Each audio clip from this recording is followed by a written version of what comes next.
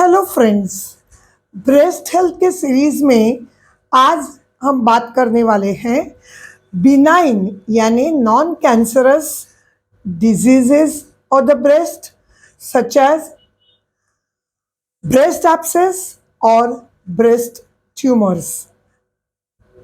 Hello friends, मैं doctor Ikshita, consultant gynaecologist और आप देख रहे हैं स्त्री संगोपन। तो फर्स्ट हम देखेंगे ब्रेस्ट एब्सेस के बारे में। तो ये ब्रेस्ट एब्सेस क्या होता है? एब्सेस यानी कलेक्शन ऑफ पस अंडर द स्किन।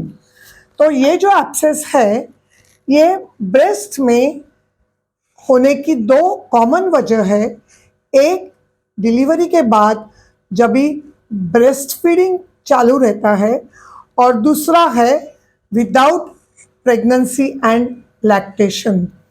तो ये एब्सेस की सिम्टम्स क्या होते हैं? तो महिला को बहुत ज़्यादा दर्द होता है, ठंडी भर के बुखार आता है, बैक पेन होने लगता है और वो महिला स्त्री रोग तज्ञ के पास पहुंच जाती है। तो हम लोग जब भी एग्जामिनेशन करते हैं उसमें हम देखते हैं कि वो एरिया ब्रेस्ट की रेड हुई लगती है, और उसको अगर ऐसे टेम्परेचर चेक करेंगे तो वो बहुत ही गर्म लगती है। तो ये जो साइंस है इसको बोलते हैं इन्फ्लेमेशन के साइंस, यानी उसके नीचे इन्फेक्शन और स्वेलिंग है। उसको हम हाथ लगाएंगे तो बहुत ही पेनफुल रहता है, वो पेशेंट सहन नहीं कर सकती। अगर हम लोग उसको निडल डाल के चेक करेंगे तो उसमें से पस निकलता है। ये कहाँ पे होता है? ये जो ब्रेस्ट एब्सेस है ये डिफरेंट साइट्स दिए हुए हैं।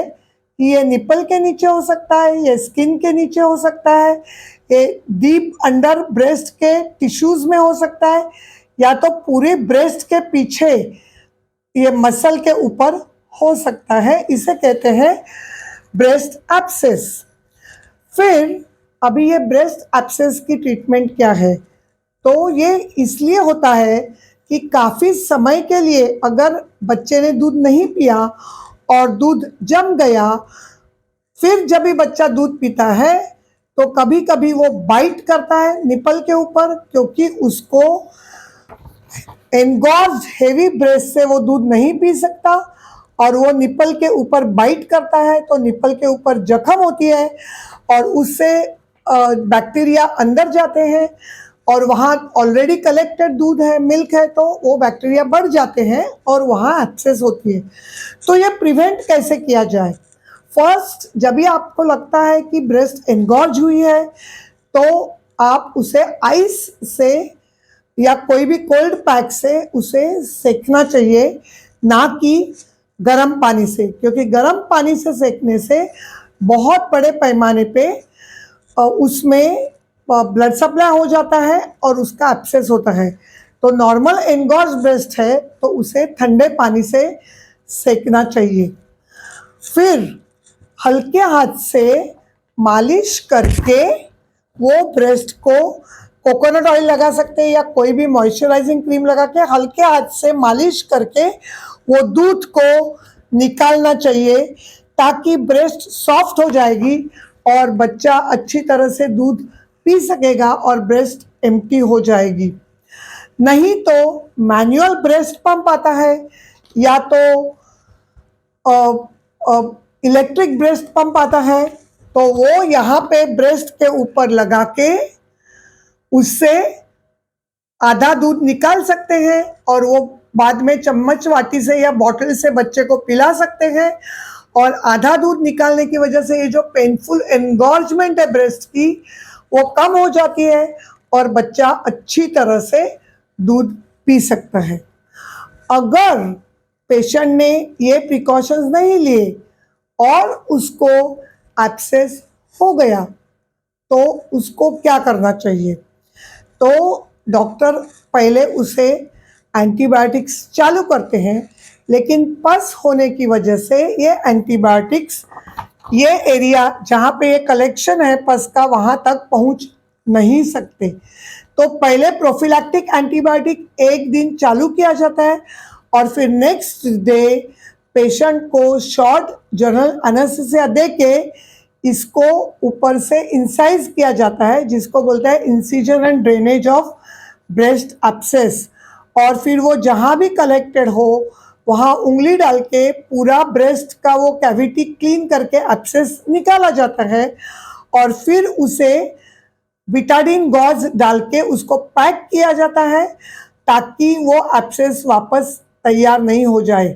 और फिर पेशेंट को ड्रेसिंग को बुलाया जाता है और धीरे धीरे वो जो अंदर पैक डालते हैं उसको हम अगले ड्रेसिंग में थोड़ा कम डालते तो ये जो कैविटी है वो नीचे से भर जाती है और लगभग 5 या 6 दिन के अंदर ये पूरा ब्रेस्ट एब्सेस कवर होता है।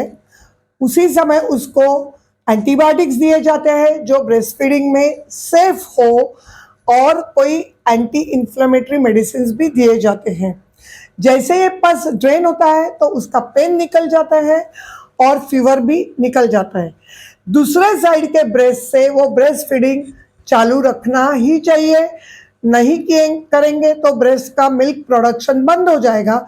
इसलिए वो पेशेंट को दूसरे साइड के ब्रेस्ट से ब्रेस्ट फीडिंग अलाउ किया जाता है और एक बार जिस साइड में एब्सेस हुआ था वो जख्म भर जाएगी तो उसके 2 दिन के बाद में वो पेशेंट को उसी साइड से भी ब्रेस्ट फीडिंग अलाउ करते हैं।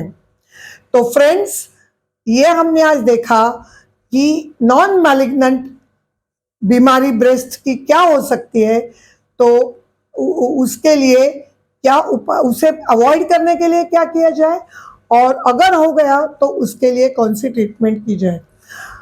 अगले एपिसोड में हम मिलेंगे ब्रेस्ट के नॉन कैंसरस लम्प्स या ट्यूमर्स के बारे में जानकारी लेने के लिए। तब तक के लिए ये एपिसोड को आपके फ्रेंड्स के साथ शेयर कीजिए, मेरे चैनल को सब्सक्राइब कीजिए और अपने सेहत का ख्याल कीजिए। मिलते हैं अगले एपिसोड में। धन्यवाद।